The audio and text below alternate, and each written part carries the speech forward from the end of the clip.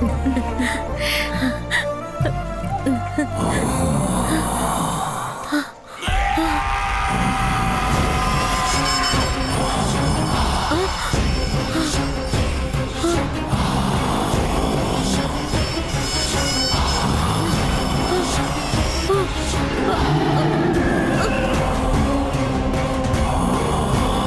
என்கிட்ட ஏதோ சொல்ல வந்தாங்க. தூக்கத்துல இருந்ததால எனக்கு சரி ஞாபகம் வரல. அம்மா என்கிட்ட என்ன சொல்லணும்னு நினைச்சிருப்பாங்க? இதுக்கப்புறம் நீ கவலைப்பட வேண்டிய அவசியம் இல்லை. என்ன இன்னையில இருந்து உங்க அம்மா ரொம்ப நிம்மதியா இருக்க போறாங்க. இவ்வளவு நாளா உங்க அம்மாவோட ஆத்மா சாந்தி அடையாம இருக்கிறதுக்கு காரணம் இந்த பணத்தை உங்ககிட்ட ஒப்படைக்கதான்.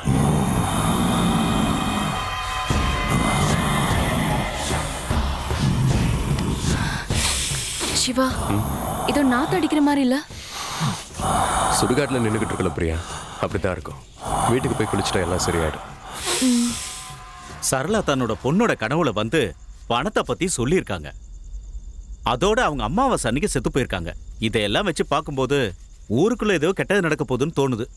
ஆமாங்க, எனக்கும் அப்படிதான் தோணுது.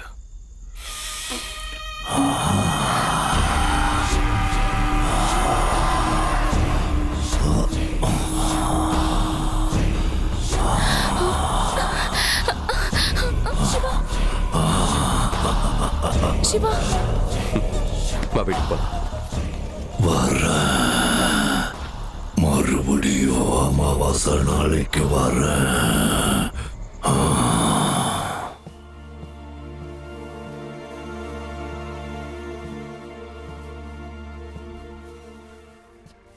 பிரியா, 15 நாள் கேம்ப். போகாம இருக்க முடியாது. நான் கிளம்புறேன் பிரியா.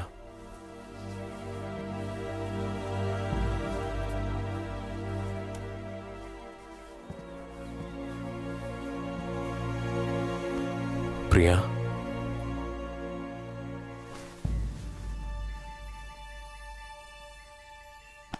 என்னாச்சு? நீ என்னை விட்டுட்டு போறேன்னு சொல்லும் போதுதான் தனிமைனா என்னன்னு எனக்கு புரியுது சிவா. என்ன தனியா விட்டுட்டு போயிடாத சிவா. உன்னை பார்க்காம என்னால இருக்க முடியாது. கையை இறக்குங்க.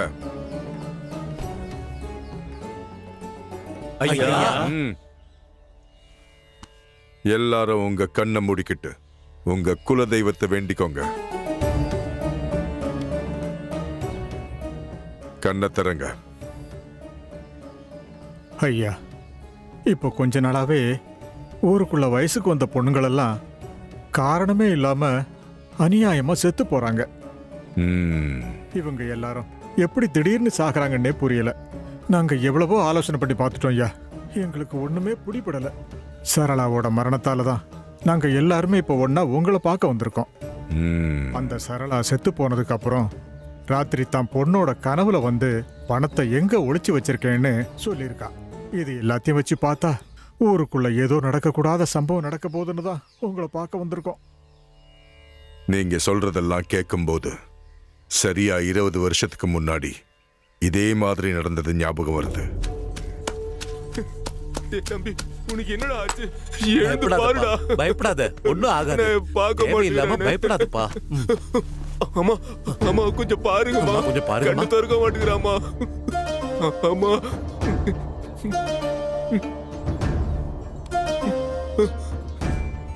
பயப்படுற மாதிரி ஒண்ணும் இல்ல. 2 நாளைக்கு இந்த மருந்தை கொடுத்தீங்கன்னா சரியா போயிடும். சரிங்கம்மா. சரி சரி, நான் வீட்டுக்கு வந்து பாக்குறேன். குழந்தை எடுத்து சரிங்கம்மா. போங்க. சரி. ஐயா ஐயா, என் பொண்டாட்டி கர்ப்பம் கலைஞ்சிருச்சியா? என்னாச்சுன்னு கொஞ்சம் நிதானமா சொல்லு. என் பொண்டாட்டி 9 மாசம் கர்ப்பமா இருந்தா. நாளான்னைக்கு குழந்தை பொறுக்கணும் நம்ம ஒரு மருத்துவ வச்சு சொன்னா. ராத்திரி அந்த அலறல் சத்தத்தை கேட்டு அவ கர்ப்பம் கலைஞ்சு போச்சுமா. உண்மையிலேயே இங்க என்ன நடக்குதுன்னு எனக்கு ஒண்ணுமே புரியலம்மா. ராத்திரி உன் பொண்டாட்டி வேப்பில வச்சு படுத்துக்கலையா? எதுக்குமா வேப்பிலைய வச்சுட்டு படுத்துக்கணும்? அப்படின்னா அந்த காத்து கருப்பாலதான் உன் பொண்டாட்டிக்கு இந்த நிலைமை. காத்து கருப்பா? நான் இந்த விஷயத்தை அன்னைக்கே சொன்னேன். ஒவ்வொரு அமாவாசை ராத்திரிக்கு அந்த காத்து கருப்ப வருவான். அவன் வந்துட்டான்னா இந்த மாதிரி தான் நடக்கும் சொன்னேன். அதுக்கு எந்த பரிகாரமும் கிடையாதா? நான் எத்தனையோ தடவை சொல்லிட்டேன், நரபலியை தவிர இதுக்கு வேற என்ன? கேட்கறதுக்காக உங்க ஊருக்கு வந்தா எங்களை எப்படி பண்ணிருக்காங்கன்னு பாருங்க. நீங்க தான் இதுக்கு ஒரு நியாயம் சொல்லணும்யா. நீங்க தான் சொல்லணும். முதல்ல என்ன நடந்ததோ அத சொல்லுமா.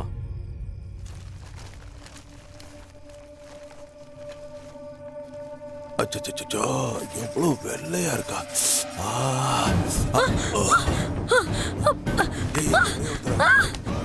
அக்கா, மாமா, ஒரே ஒருத்தர் இங்க பாரு. ஏய், ஏய், யாரா அது? எவனு கேக்குறல்ல? ஏய், அவ்வளவு தைரியமா உனக்கு? வராங்க. ஏய், ஏய், யாரா நீ? எங்க வந்து என்ன காரியடா பண்ற நீ? நாடகாரனா அவளை இலக்கணமா போய் உனக்கு நான் சும்மா விட மாட்டேன்டா. ஏய், யார் மேல கை வைக்கிற? வெளியூர்க்கார ஏன் மேல கை வைக்கிறியா? ஏய், என்ன தைரியடா? ஏய், யாரையும் விடாதீங்கடா. ஏய், ஏல தெரியுதா? அடி ஏய், எல்லாத்தையும் அடிச்சு உடைங்கடா. ஏய், ஏய், கொன்னுடுவேன். ஏய், எல்லாரும் செத்து போயிருவீங்க. நீங்களா சாகணுமா? ஏய், கூட இடத்துல பிச்சை எறிங்கடா.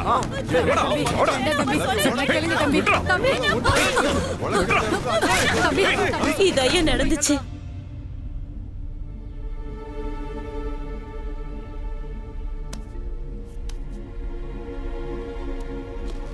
தல்றா.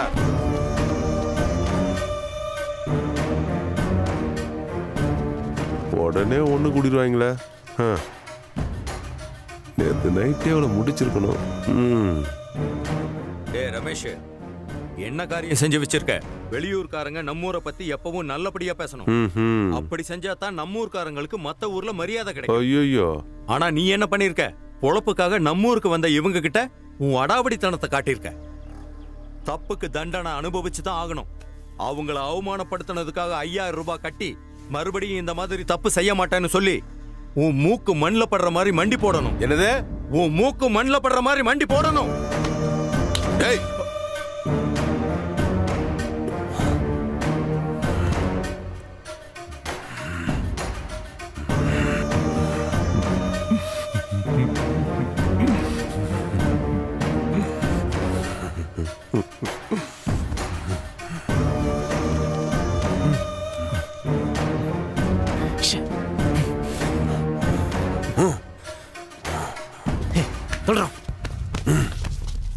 ராஜு, என்ன நீ? பக்கத்து ஊர்ல நாடகம் இருக்கு. நாங்க போயிட்டு 2 நாள்ல வந்துடுறோம். நீ இங்கே இருந்தா அவங்க கொடுத்த காசுல செலவு பாத்துக்கோ. போயிட்டு வாங்க தம்பி, பார்த்து ஜாக்கிரதைப்பா. நீங்க வாங்க பார்த்து. போலாம்.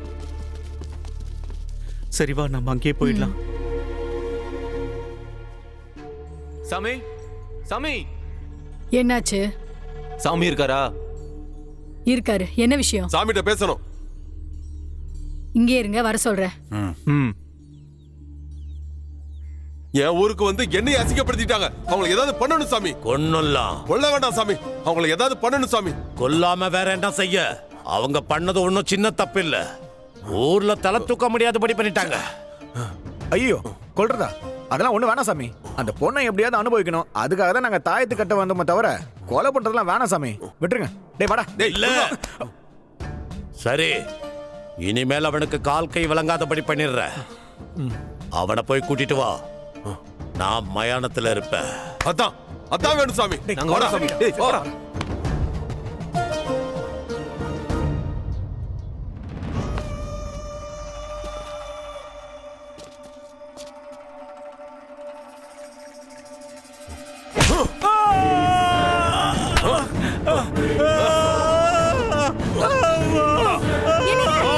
என்னங்க?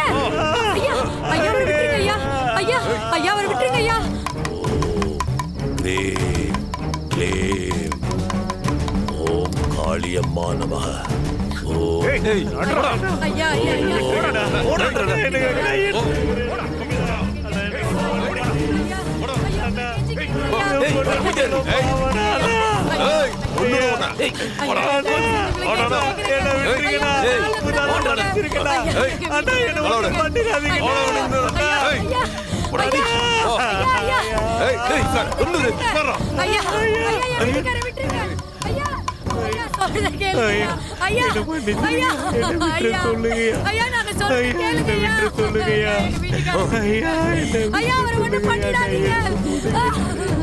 ஐயா தெரியாம பேசிட்டு என்ன மன்னிச்சுன்னு சொல்லுங்கய்யா.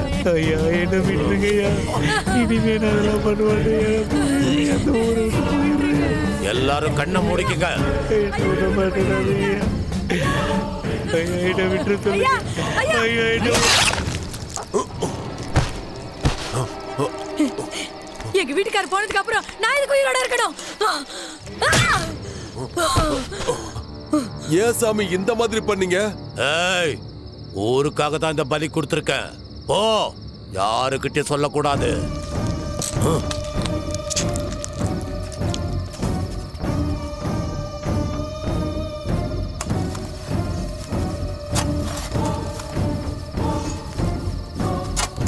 எல்லா பிரச்சனைக்கும் இவன் தான்ப்பா காரணம்.